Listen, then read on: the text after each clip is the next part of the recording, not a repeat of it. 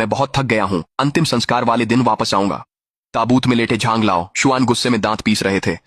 हरामखोर झांग एरलियांग, तू तो अपने भाई से भी गया गुजरा है, कम से कम वो तो चीजें खुलेआम लेता था, तू तो मेरी याद में ही नाटक कर रहा है। पर साल जब मैं 1 महीने से ज्यादा अस्पताल में था, क्या तू एक बार भी मुझसे मिलने आया? जब तेरी बीवी प्रसव के बाद आराम कर रही थी, तेरी माँ ने 3 महीने तक उसकी देखभाल की, तूने कभी धन्यवाद तक नहीं कहा।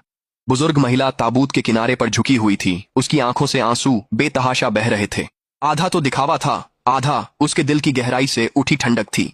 उसने 20 साल तक जी जान से मेहनत की, तमाम झंझटों, दुखों और कठिनाइयों के बीच 2 बेटों को पाला। 3 दिन रात भी बीत जाएं, तब भी ये बातें खत्म न हों। जैसे ही बूढ़ा दंपति सोच ही रहे थे कि क्या उठ जाएं, अचानक कोई आंगन में आ गया। 30 के करीब उम्र का एक आदमी, जिसकी त्वचा काली और चमकदार थी, हाथों में गहरे छाले थे और उसने फीकी पड़ चुकी वर्क यूनिफॉर्म पहन रखी थी। जैसे ही वह आंगन के दरवाजे में दाखिल हुआ और स्मृति कक्ष को देखा, उसकी आंखें तुरंत लाल हो गईं। वह एक झटके से आत्मा की पट्टिका के सामने घुटनों के बल गिर पड़ा। ठक ठक ठक ठक ठक, उसने अपना सिर 9 बार जमीन पर टेका। उसके माथे पर मिट्टी लग गई थी। चाचा, मैं बहुत देर से आया। ताबूत के अंदर बूढ़े झांग हैरान रह गए, ये कौन है? फिर उसने सुना कि वह आदमी अपनी छाती से एक प्लास्टिक बैग निकाल रहा था। जब उसने उसे खोला तो उसमें नोटों की एक गड्डी थी, सभी सिकुड़े हुए घिसे पिटे छोटे नोट थे।